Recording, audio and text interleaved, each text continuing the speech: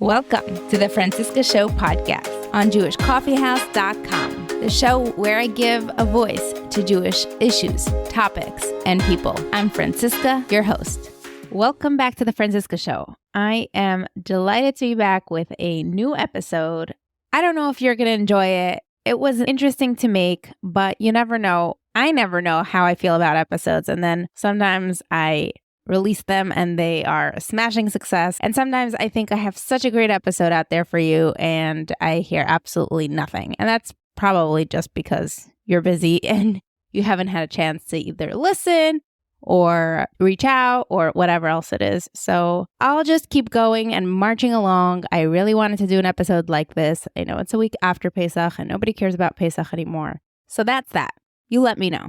I do have a few things I do want to mention before we get started. So number one, last week I did not mention, but I do want to make a moment out of the tragic loss and terrorist attack with the D family on Erev Pesach. It took us all by shock, and I should have mentioned something on last week's episode, but I haven't. The episode on Orthodox Conundrum with Rabbi Scott Kahn and Rabbi Wilds, who we also had on this podcast, really sparked something within me, and I am in a position where I should be addressing and talking about things even if I was offline for a little bit and just away from my regular post. I do want to take a moment and just remember the members of the D family who were murdered brutally just for being Jews, just for living in Israel on an Erev Pesach. So it's been really nice to see all the beautiful and inspirational projects that started and were inspired by this horrific tragedy. And one of them is a weekly, maybe just for the Spheres Sa'omer time, but it's a Pirkei Avos in memory of the D family by Chanala on the weekly squeeze. So check that out. Another thing you should know, I actually had episodes scheduled for this week before I went off for Pesach, which was the first time I took off from this podcast in a while. I know I said I took off when I had my baby, but I was really working the whole time.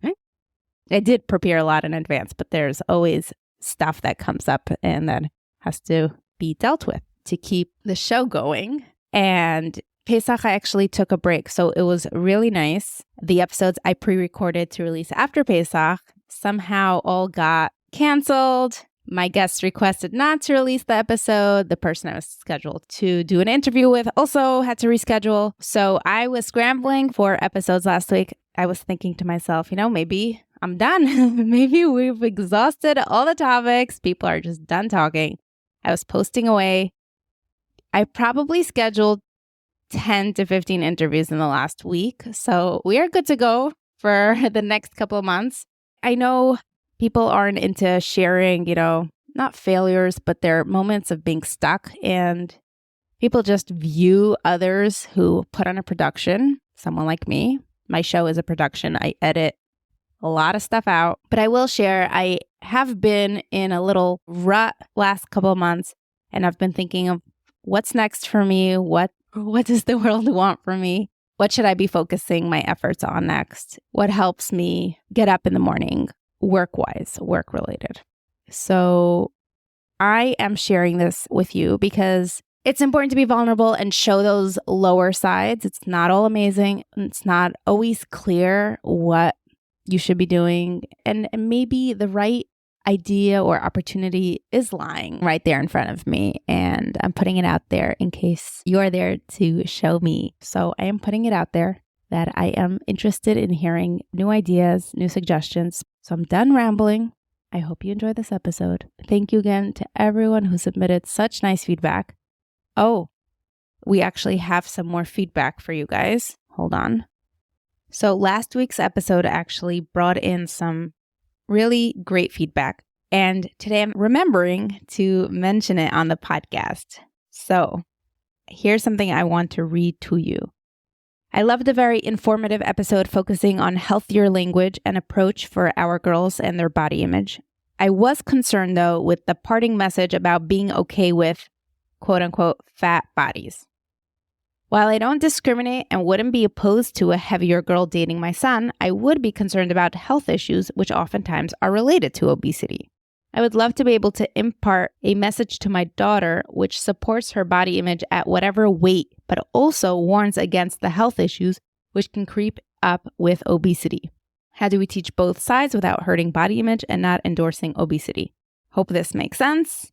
So I like this message and I wanted to include it in here. So I love your messages. Keep sending them. It helps create ideas and topics for future episodes and create space for these conversations. So I appreciate it very much.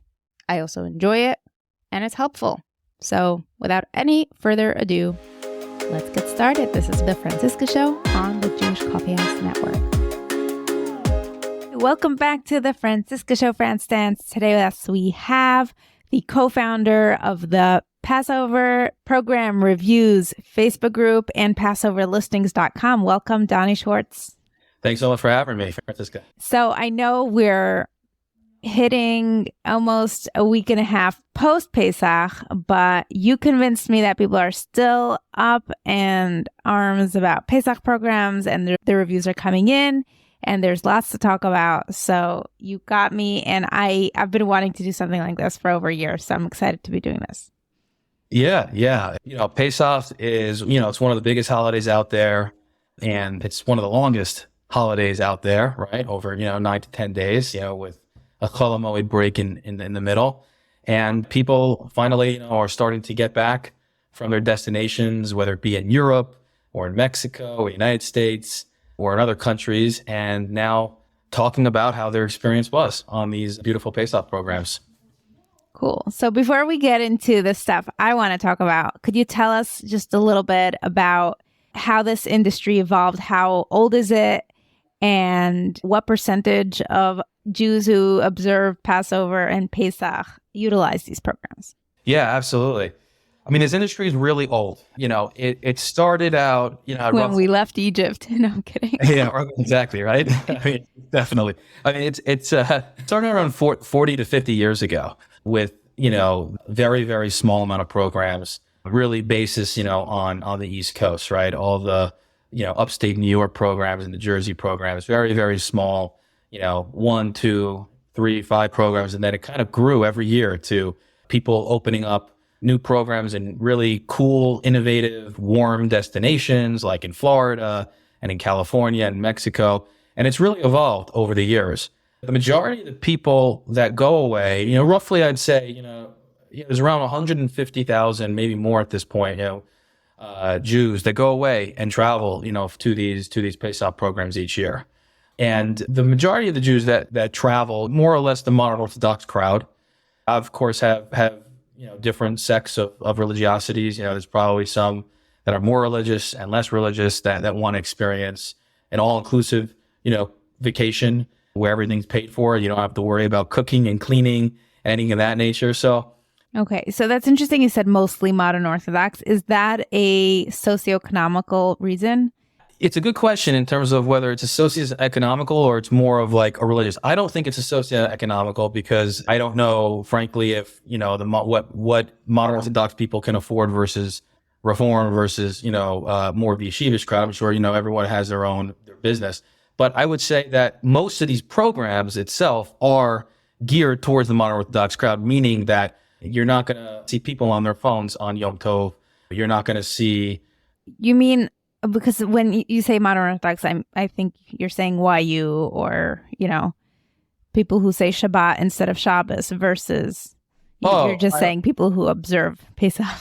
Yeah, sorry. Well, when I say modern Orthodox, just because, it's so funny these days, like when you say the word modern Orthodox or conservadox, like there's so many different definitions of that, to your point. When I'm talking about more of like people who, the majority of the people who go away are people kind of maybe who observe kosher and strict kosher and Shabbat and Yom Tov, right? Okay. Where they're not driving on Shabbat or Yom Tov. But again, it's for everybody. It's not only for, what I'm calling as the modern Orthodox crowd. I mean, there are a lot of people who go away that, on these programs that are not as religious or more religious. So, And there's programs geared to all different sects of religiosity too, right? There's 3 to 5 programs out there that are much more geared to much more of yeshivish, Black Hatter type of crowd. And there's more programs that are much more modern where, you can go into the dining room with a bathing suit, right, on Yom Tov, and that's okay. And no one's going to, turn their head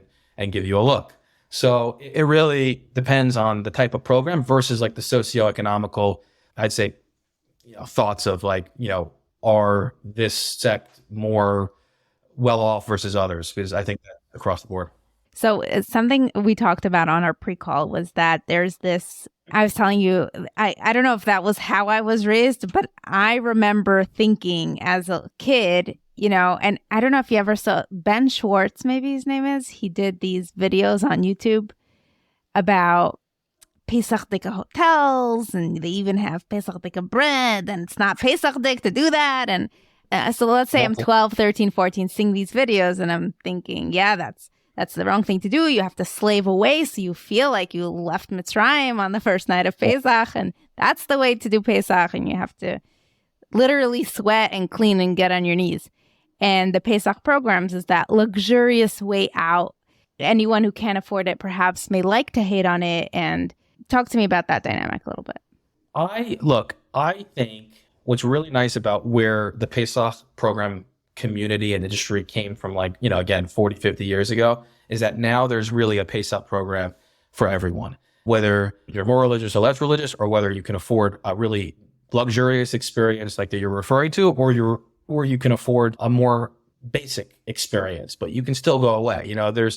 There's Pesach programs in this day and age, thankfully, that are much more budget friendly, right? That don't cost the tens of thousands of dollars per couple out there as well. So the nice thing about this industry that's evolved, where there's over 100 Pesach programs that, depending on your budget, there's cheaper, I offer, maybe a little less or maybe a little bit more, depending on everyone's requirements and what they're looking for about these programs. So that's the really nice thing about it. And if you can't, you can always get a house or a villa and do it yourself. You don't have to stay home. So there's now these houses and villas and rentals that you can do in Florida, for example, in Orlando or Miami or other places where, it's a lot less expensive. You can rent a caterer, you can bring your own food and do your own thing and clean it yourself. But at least you're out of your own home for Pesach. So I always ask myself, like, if you're going to do it yourself versus go somewhere else, you're probably going somewhere else, maybe for the accommodations or what that other house or property has to offer. Let's talk about this industry in terms of Jews being difficult clients and customers, and Pesach being the hardest service or product to offer, and how that comes together. Yeah, I mean, look, we're all, what do they say? One Jew, 2 opinions, right? I mean, out there. I mean, look, I think everyone spends a lot of money on these things, right? So they really want to know that they're getting the best product and the best service wherever they go, and they get promised what the owner and the operator say they're going to do, right? That's kind of really what this comes down to. I think people go into set their expectations, frankly, as what's been told by the program operator and owner. And the only times where they come back and they have some opinions, whether it be negative or positive or neutral, is where things have changed or not what they're expecting. So if they go to a program and there's no matzah, God forbid, right? Or there's, not enough of some type of food, or if there is something happening on the program or something changing, right? They like to know that these things are really much taken care of for the end consumer, for the traveler. They don't want to have to think about these things. And frankly, the reason is because they're spending so much money, and rightfully so. So it's a tough industry for all these Pesach program operators who spend literally, like, they just finished Pesach, they're starting for the next Pesach already, next year already. Like, I've spoken with so many of these operators, they're moving forward and they're figuring out their plans for next Pesach already. And we just ended. So this is a whole year around planning. This is not, hey, it ends, let's spend another 6 to 8 months and just relax until the next one comes about. It's not like that. So there's a lot that goes into it. A lot that goes into with the food and the hotel, and they got to make sure it's as perfect as possible. And I'll tell you what, it's never perfect. Okay, let's talk about some of those imperfections. I remember seeing this viral video of this woman I hope she's not listening to this. I don't know who she was. She was throwing all the food. I think she found out it was kidney oat or something. I don't know what it was. That was a couple of years ago. I remember that video too that went viral. Yeah, that was all over our social media groups. Yeah, I mean, look, I'll be honest with you. That's that's an outlier. The reason why it went viral is because you don't see that on Pesach programs. Thankfully, I could say really most Jewish people go on these programs they're respectful. They're not, doing anything crazy. They don't like something. You know what they do? They go to the owner, the operator, and the operator owner take care of it for them. They're not throwing plates or doing whatever, they were doing to make a scene, as an example. So look, some people get angry and get frustrated, but at the end of the day, I always tell people, if you go on these programs and you see something, you don't like something, you go to the operator. The operator takes care of it. They walk the halls. They're in all the major, they should be in all the major rooms that people are in. So that way, if there's any issues or concerns, you go to them and you say, hey, I need your help with something. Okay. So what are some of the issues or blow-ups or imperfections? Going back 3 years, we had COVID, right? That massive cancellation. And then recently we had the Atlantic City program this past year. Any other crazy situations? There's always situations where some programs out there, they run out of food. The food is a major thing for people. We're Jews. We love our food. We love our good quality food.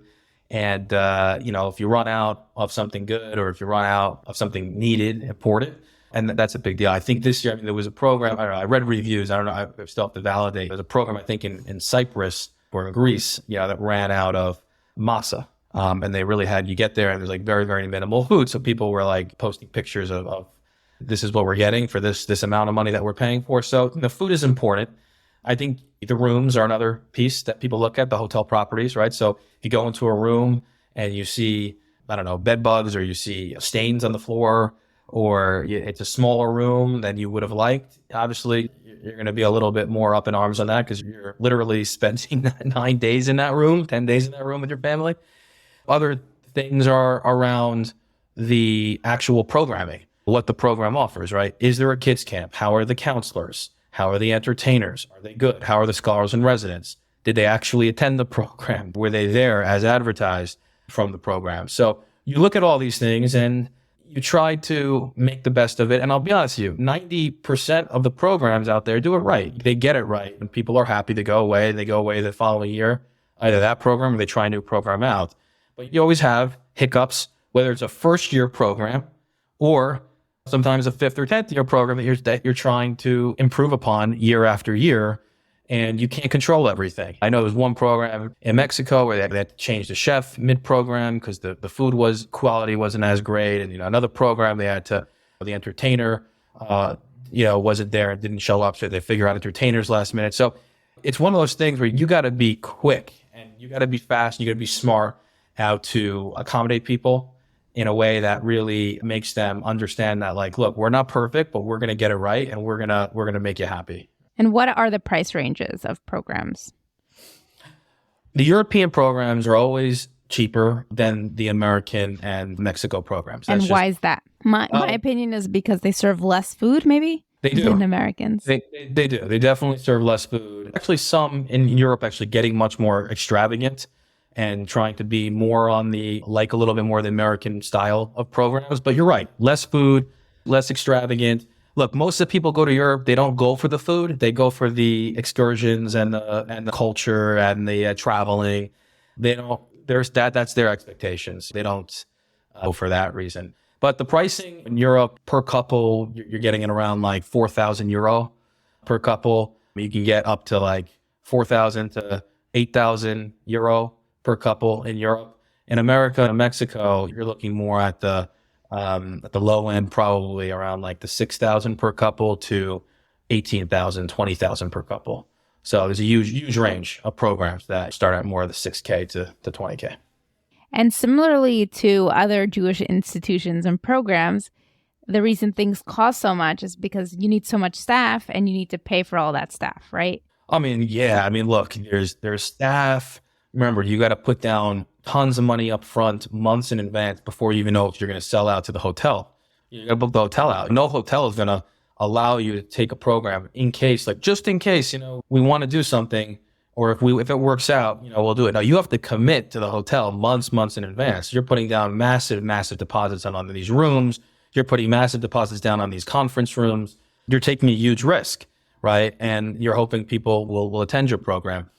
Your food, you can't book hundreds of pallets of matzah weeks before. You can't book your veal, spare ribs, all this other amazing barbecue ribs, like duck weeks before. This is happening a lot months before Pesach even starts. And those are really the two largest costs to program operators out there, and outside entertainment and even staffing, frankly. I mean, staffing is expensive, but staffing was based on the number of people you have in the program, frankly. What information do you have on yeshivish programs besides for they have to be dressed in a new outfit for every social occasion? It's funny. Well, there's like a handful of yeshivish programs out there that are geared more to the right-wing yeshivish community. They really gear the whole program towards the types of people that they bring in, right? So, for example, like they'll make sure there's no separate swimming in the hotel. They'll make sure there's mixed swimming. Right? Well, hold on, the opposite. They'll make sure there's no mixed swimming in the hotel. They'll make sure there's separate swimming in the hotel. They'll make sure that even the kashrut is like super strict, blessed by the strictest rabbis out there to ensure there's no questions whatsoever about any kashrut whatsoever. And they'll make sure the speakers and entertainers are much more geared and focused to the yeshivish crowd. They're not going to have the modern entertainers, singers, and comedians that maybe will, be a little bit more chill or inappropriate, I'll say it, right? Than the actual people who would kind of be geared to more of like a family-oriented type environment per se, maybe, or more religious. KMR is a program out there that's geared more to the yeshivish crowd. You got Gateways out there that's more yeshivish. Pesach Luxury, again, more religious yeshivish crowd. So you do have tons of programs out there. Tour Plus is another one geared more towards the religious crowd too. So yeah, what's nice about this industry, it covers the spectrum. Regardless of who you are and what that person you are, what you do practice-wise in terms of Judaism, and hopefully what budget you have, there's something for everyone. That's what it's turned into over the years. Do the more yeshivish programs ever say no to guests because they might not be from enough? No, they don't. What they do is they're very open and honest about who they are and what type of crowd they have. So, and by the way, that doesn't go only for the yeshivish programs, go for every program. Here's the type of crowd we have. Here's what we offer. I want you to know that we only offer separate swimming. Is that something you'll be interested in? And that's how they advertise it too, out there as well. If someone wants to go to their program that's mixed swimming, they may not go to their program, but they'll be open and honest about it. They're not going to just, because the worst case scenario, Francisca, is like someone comes, has a terrible time, and then posts how terrible it was and say, hey, this wasn't disclosed to me. And then they lose that person for the following year or lose other people, right? You have to be completely transparent. It's kind of why our group and site exists, to really showcase these programs exactly how they are, as opposed to, frankly, sugarcoating what people want to see. This is where segregation and being different and exclusive comes into play. Yeah. Do most people go as couples, or are these programs filled with like bigger, massive families that bring, their children's children, etc.? It's a complete mix. I went in a program, Lasco Getaways, which really was phenomenal this past year. It's out of Aventura, Florida.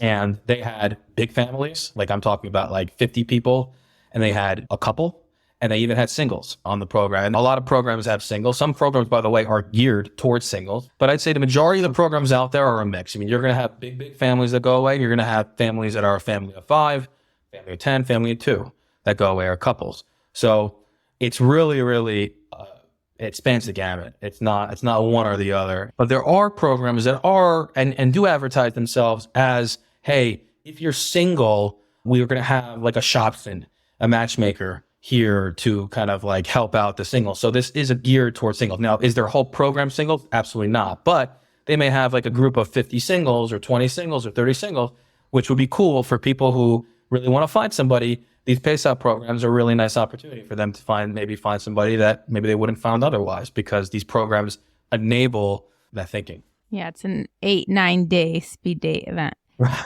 It's funny. Talk to me about the funny stories out there? What are some of the reviews that are worth mentioning from this past year or of all times? I'll tell you from my experiences. I went to Alaska Getaway in Florida, and I'll tell you, like, my best time experience was seeing this, right? Imagine this. Picture this, right? Close your eyes, open your eyes. You're in a ballroom, okay? It's the Seder, first night of the Seder. And in this ballroom, there's probably 1,300 people, 1,000 people. And again, some of these programs have like private Seders, so you can kind of be exclusive if you want. Other than that, you're kind of in a public forum and you're doing your own thing. So imagine every table is having their own Seder. Most people never experience this because you're at home with your family and you're having one Seder. But when you're looking around during a little bit of a break and you're seeing different people's customs, so you're seeing like a table of 10 put on costumes and like running around with leaves hitting each other and doing some really cute things with their kids and grandkids. And then you're seeing another table, like literally they're all on chairs screaming and chanting and yelling. And you see another table like really into it, just kind of getting into it, the ruach and the spirit of Pesach. And then you see another table just kind of like, potentially like skipping to Shulchan Aruch and the dinner. That's all good. I mean, that's what, in my mind, like Pesach is about. And like kind of getting that, like seeing different people's customs and having those types of like a wide variety of experiences. It was really cool. I mean, it's one of the takeaways I took away just this year, just to see like all that spirituality, all those differences from various religions, various people, various cultures. It was really, really amazing to see. I feel like we're missing some good stories or something. I just need a couple more. Stories. I wish we could bring on people, that kind of like we should have people that kind of went to different types of programs talking about stories. There's always stories that happen of people meeting each other and different, you hear all these, I met through a Pesach program, got married, through one. What about the Pesach operators, the program operators? Do they make a lot of money on these programs? The truth is, I don't know what everyone makes because there's different costs to everyone for every single program. But I'm sure they do well. Otherwise, they wouldn't go through there's a lot of work here to be done all year round. It's an expensive, program, right? Expensive, for the customer, but it's also expensive for them to put on the program. So, I don't know if they're coming out with X or Y, but I assume they do well because it's a lot of effort and a lot of time to taste and anything like that. Hopefully they come out with a nice amount to kind of put towards the next year and improve it and improve upon it. Most people go away. They want to see these things continue to improve. And so the guideline out there is, again, if you're paying a little more or a lot more, there's more amenities. There may be some more programming, maybe some more different things that you wouldn't have maybe on something that's a little bit less expensive. Maybe the hotel's nicer, maybe the food's nicer. And sometimes that's not the case. Sometimes you go to a program, you're like, oh my God, why did I spend this amount on a program? I should have spent less, but the same amount because I would have had a better time here. But you never know until you go, and that's why reviews are important. You got to find out from real people how the food is and how the programming is and entertainers and all the details. Okay, let's talk about food for a little bit. Were there any kashrus or Pesach issues that come up? I know a lot of people do not eat outside their home on Pesach, so trusting someone else with so much money on the line with their restrictions, with their religiosity levels. Yeah, 100% of these programs have mashgiachs on these programs, checking the food, checking the kashrut at every meal. I mean, the program I went to, I had 13 mashgiachs, wild, and they had different hours, and they had, they were working very, very hard to make sure that everything was 100%, no issues with the kashrut and legitimate, right? Most programs have more than one, mashgiach, making sure they're following the guidelines and the staffs are following the guidelines.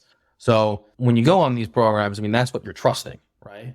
Now, whether or not that's the case, that's still to be determined. Well, have there been issues? That's my question. Oh, yeah, of course. I mean, every year there's issues of like, of someone who sees something that's not kosher for Passover, and again, when I say issues, like very few, you're not going to find many of these, but sometimes you'll find something that's not kosher for Passover. Sometimes you'll find something that has like milk and meat, in the same room, which is fine, but you have to be careful with that type of stuff. Do people really want milk and meat in the same room?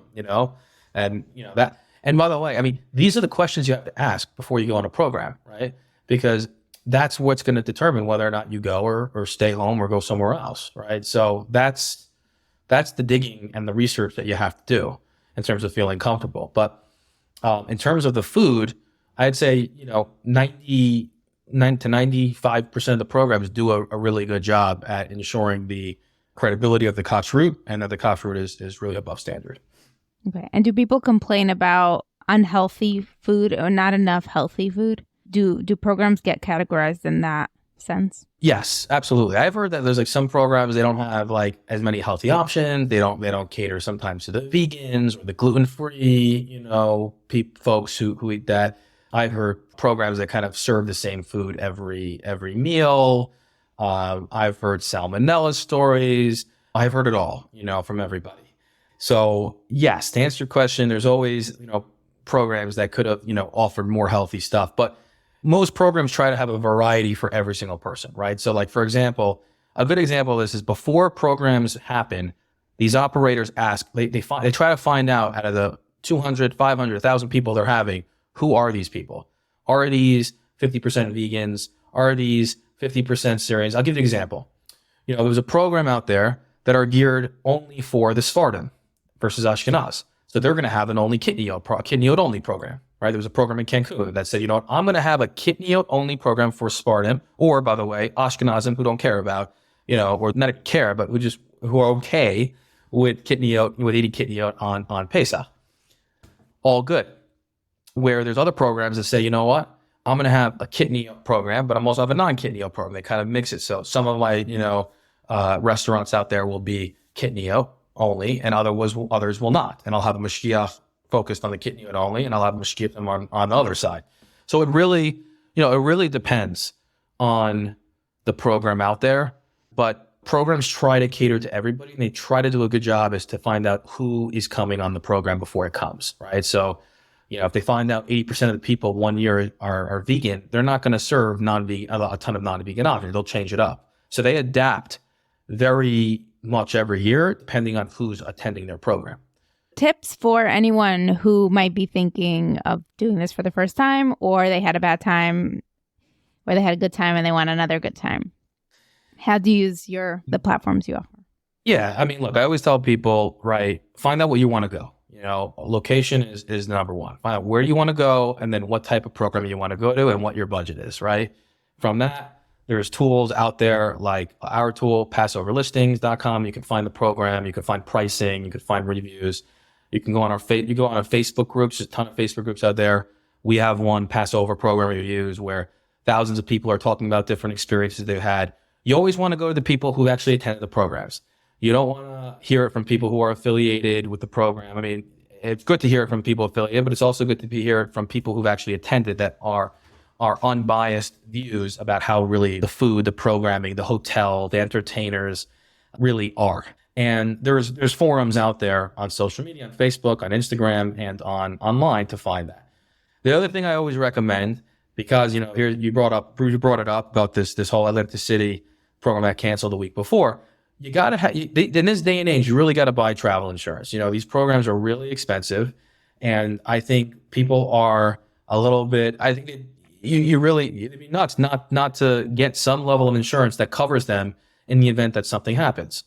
Most of these programs, by the way, don't allow you to pay via credit card. They do it via wire and things of that nature for various reasons. What do you mean for various reasons? So what's the reason? So there's multiple reasons. I mean, number one, they need the money to put down deposits on hotels and food, right? So if someone's paying credit card, for example, if you're canceling, they don't want people to cancel or, on the credit card. They don't want people to kind of argue on the credit card to refund the money, because then, impacts kind of what they're doing on their side. And they need to know with 100% certainty who is 100% coming on the program and not coming on the program, so they don't have any issues down the road with the hotels, with the caterers, and whatnot. So travel insurance is key. I always recommend cancel anytime travel insurance, so it covers you for anything that happens. Don't get the small amount. If you're spending $100,000 on Pesach, hopefully you can afford to spend something on travel insurance to cover yourself. And during COVID, people who had travel insurance, it kicked in for them? Cancel anytime travel insurance kicked in. But a lot of people lost money or got a credit for the following year during COVID from the program when they got the money back from the hotel. So it was a very difficult year, because every program shut down literally like a month before Pesach. And so they had to, figure out what they were going to do for the guests that have already put down literally all their money and was ready to go. Luckily, it wasn't a week before, so they can make other plans or, get their house in order that year. But that was probably the most difficult year in the Pesach program industry for not just the program operators, by the way, because every program operator lost their pants or skirts literally every, but a lot of customers felt the heat too. They didn't get back 100% of their money. But most people did get most of their money back or credit? From what I've heard, a lot of programs were able to provide credits for the following year. Yep. And then give back a certain amount, whether it be 50, 70, 80% of the money that they put down. In some cases, 100% of the money. I think there were very far and few programs that just weren't able to pay back anything. And in some cases, it wasn't even their fault because, as I mentioned earlier on the podcast, they put down deposits already on the hotel and the caterer. So if they can't get the money back from the hotel, how are they going to pay back the money? Like, it's a kind of a chicken and the egg situation over here, and it's very difficult to manage. We couldn't complete this episode without talking about the publications like Ami and Mashpacha that are largely supported by the Pesach program industry because of all the ads, right? Yeah. It's funny how on one hand, it's so judged, and this is the aspect of like the fromest of publications where they censor everything and anything. They're also the most materialistic in terms of what they're advertising. So you're saying some of the more religious publications out there are advertising maybe some more of like the materialistic travel programs, you're saying?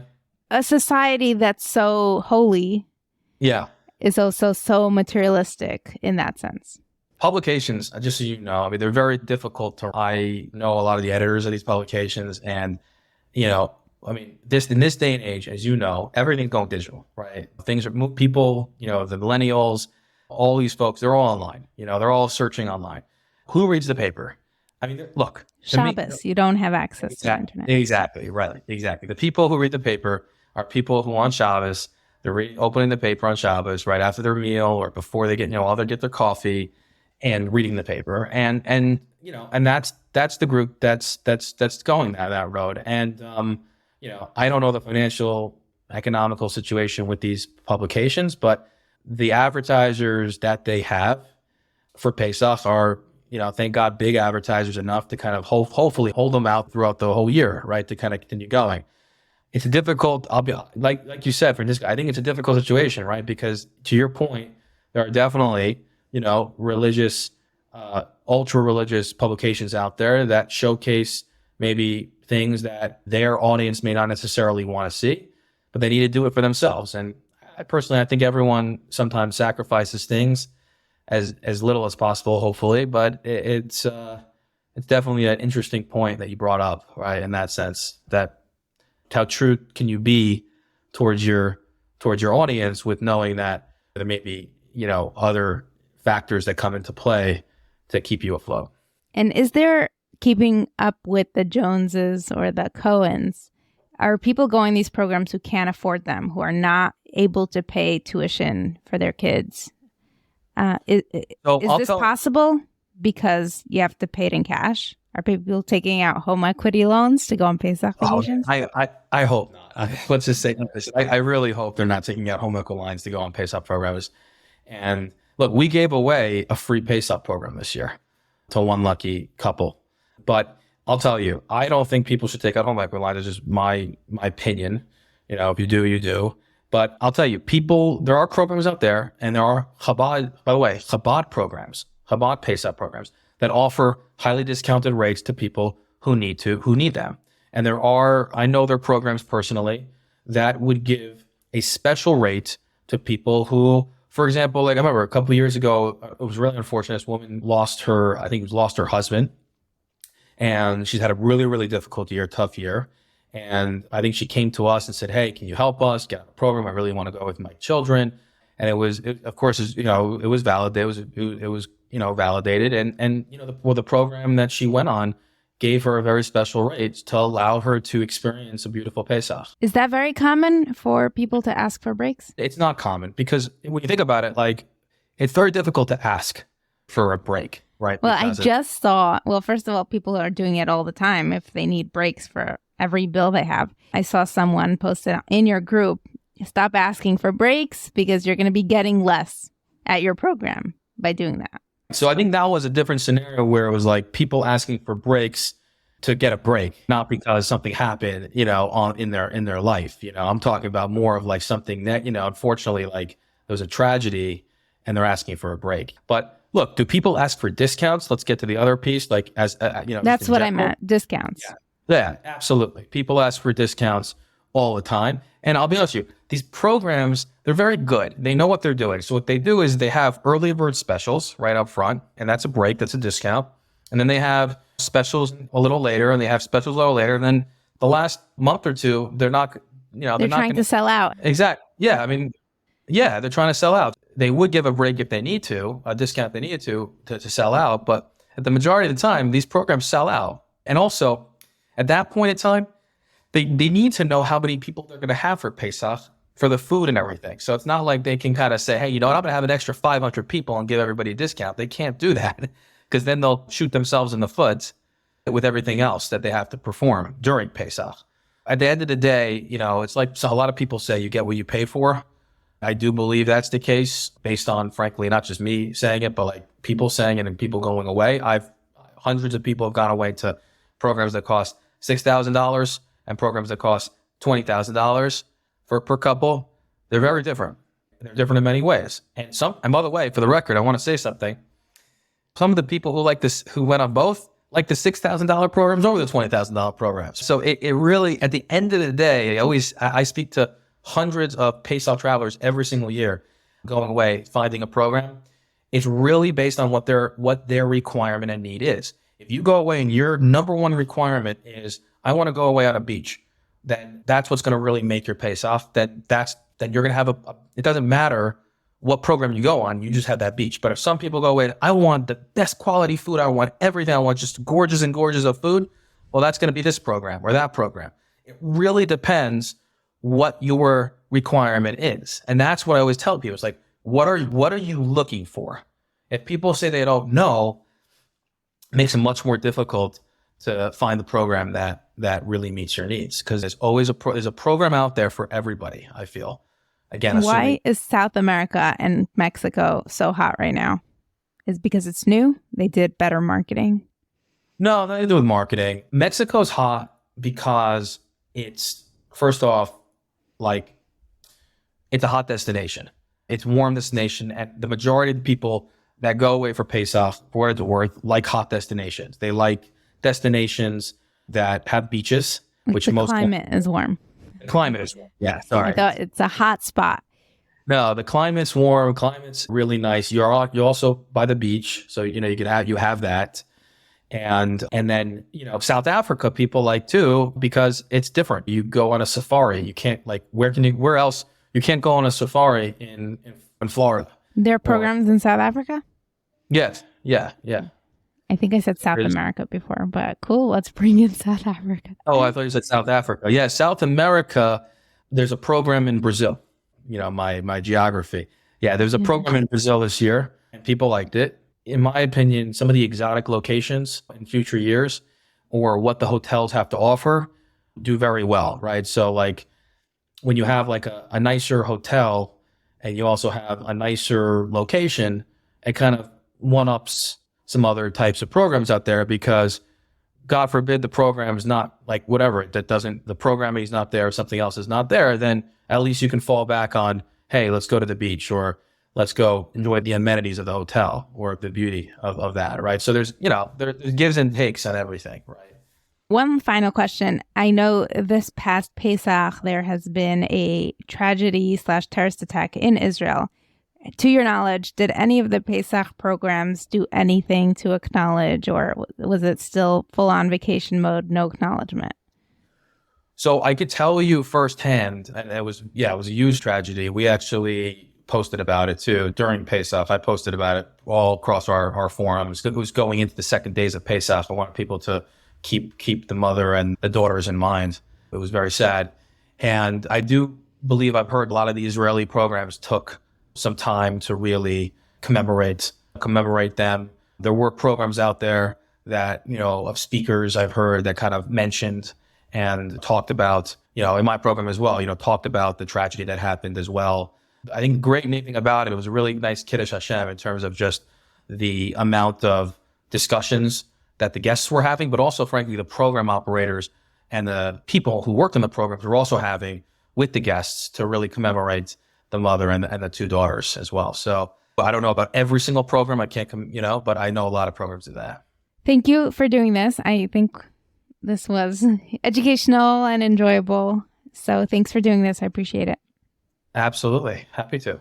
And do you have any connections for early bird discounts? Do you hook people up, or you're just the platform that connects people to programs? We're just the platform that connects people with programs. We give a lot of free advice to customers. In the event that we're able to help people out with deals and early bird specials, we do. But I'd say the majority of the things that we do is we're a resource tool for people looking for reviews and programs in a one-stop way. And not just for Pesach, by the way, for Shavuos, for Sukkot, for summer, for winter, all throughout the year, right? So if you're looking for a program, you can check out PassoverListings.com or the Facebook group Passover Program Reviews to find various programs for Pesach and again throughout the year as well. Awesome. And it's volunteer-based, or you have sponsors? We have sponsors. Okay. Thank you so much. Thank you for listening until the end. If you think it was really rude of me to say that, I don't know if episodes sometimes are good or bad. The mere fact that I'm doing an episode with someone means that I already see something in it. I just never know how it's going to turn out. Anyway, I appreciate your messages. Feel free to join the What's Up discussion group. Please share this podcast with your friends and family members. Check out the other podcasts on jewishcoffeehouse.com. And I'll see you next week with an episode on From Fashion.